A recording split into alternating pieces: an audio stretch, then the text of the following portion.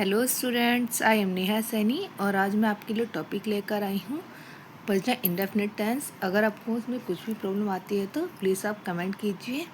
तो आइए देखते हैं, हमारा आज का टॉपिक है प्रेजेंट इंडेफिनिट टेंस। तो सबसे पहले हम पहचान देखेंगे, पहचान क्या होती है।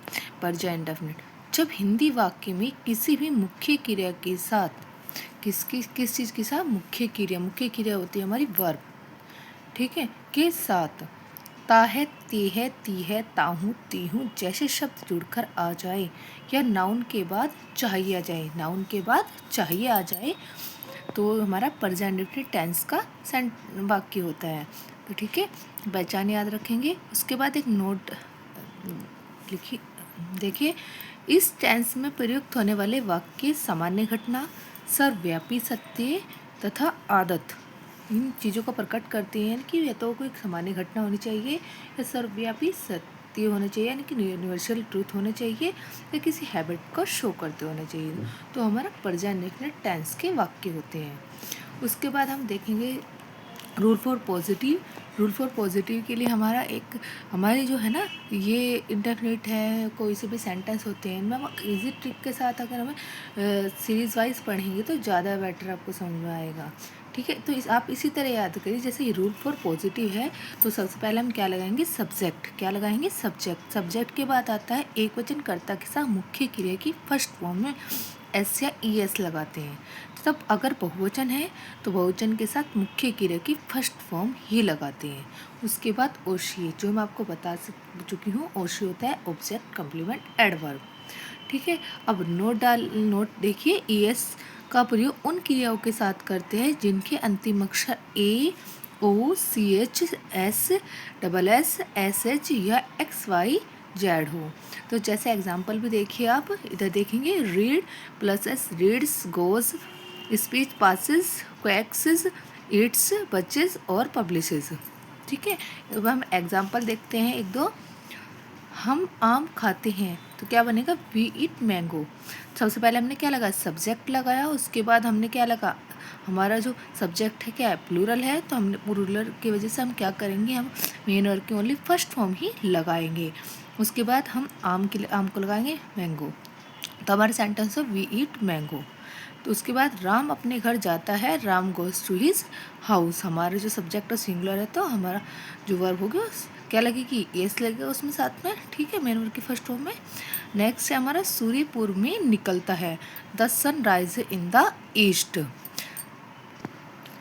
अब देखिए रूल फॉर निगेटिव। निगेटिव में क्या होगा, हम सबसे पहले हम सब्जेक्ट लगाएंगे। सब्जेक्ट में के साथ अब हम एस या ई एस वाला पैटर्न फॉलो नहीं करेंगे, हम लगाएंगे डू और डज और प्लस नोट। अगर हमारा जो सब्जेक्ट है सिंगुलर है तो डज लगाएंगे, प्लूरल है तो टू लगाएंगे। ठीक है, और मेन वर्ब की फर्स्ट फॉर्म लगाएंगे प्लस ओशीए। तो नोट देखिए, एक वचन कर्ता के साथ डज और बहुवचन कर्ता के साथ अब डू में लाते हैं।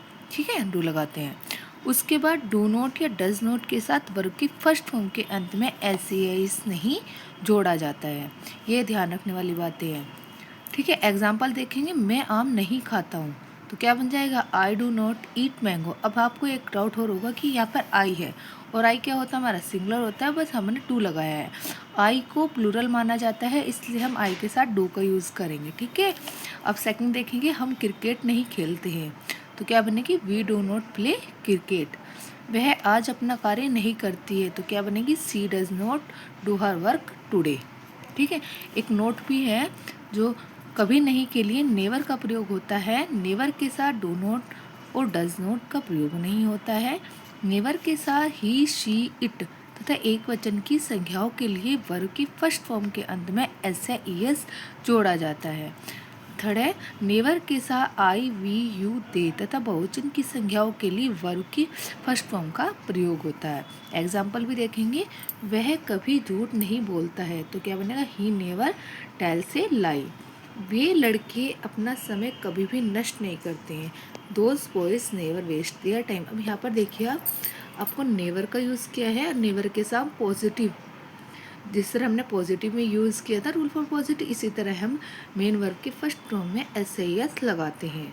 ये हमें ध्यान रखना है कि नेवर वाले जहाँ कभी नहीं वाले सेंटेंस होते हैं उनमें हम रूल फॉर पॉजिटिव के अकॉर्डिंग सेंटेंस बनाते हैं, डू डज का यूज़ नहीं करते, नेवर का यूज़ करते हैं। ठीक है, एक और सेंटेंस, पिताजी कॉफ़ी कभी नहीं पीते हैं, तो father never takes coffee.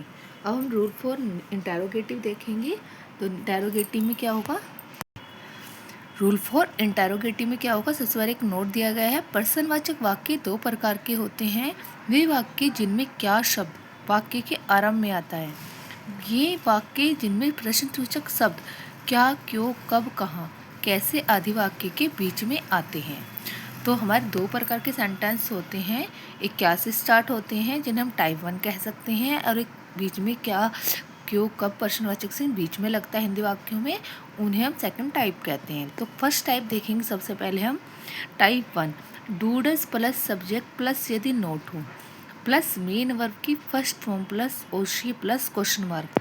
Question mark यहाँ ज़रूर लगेगा इंटेरोगेटिव वाले सेंटेंस में, ध्यान देंगे आप। एग्जाम्पल देखेंगे, क्या तुम अब सोते हो, तो सबसे पहले हेल्पिंग वर्ब लगाएंगे डू या डज, अगर सिंगुलर है तो डज लगेगा, प्लूरल है तो डू लगेगा।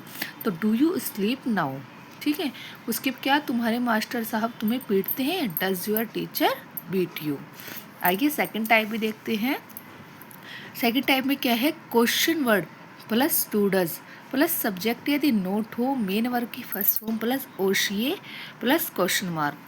वह कहाँ सोता है, तो क्या बनेगा, वेयर डज ही स्लीप। और देखिए कहाँ के लिए हम वेयर लगाएंगे, ये चीज़ ध्यान रखनी है कि बीच में क्वेश्चन वर्ड आ गया तो क्वेश्चन वर्ड की स्पेलिंग हम स्टार्टिंग में लिखेंगे। उन वाले वाक्यों में क्या था, हम सिर्फ हेल्पिंग वर्ब का यूज़ करते थे। इन वाले सेंटेंसेस में क्या है हमारा, हम क्वेश्चन वर्ड की इंग्लिश लिखेंगे, क्वेश्चन वर्ड लिखेंगे पहले। ठीक है, तुम अब क्या करते हो, what do you do now. वह आज गीत क्यों नहीं गाती है, why does she not sing the song today. तुम्हें अब कौन बुलाता है, हु कॉल्स यू नाउ। अब एक नोट हो रहा है, हु के लिए जहाँ हु का यूज़ होगा, हु के तुरंत बाद वर्ब का प्रयोग किया जाता है। ये हमारा याद रखने वाली चीज़ें हैं। हम यहीं तक पढ़ेंगे प्रेजेंट डेफिनेट टेंस आज। अगर आपको इससे ज़्यादा प्रेजेंट डेफिनेट टेंस के नोट्स चाहिए तो प्लीज़ कमेंट कीजिए और बताइए आपको ये वीडियो कैसे लगी। अगर आपको और भी अच्छे अच्छे नोट्स चाहिए सभी सेंटेंस के, टेंस के, पार्ट ऑफ स्पीचेस के, प्लीज़ कमेंट कीजिए। Thank you for watching my video.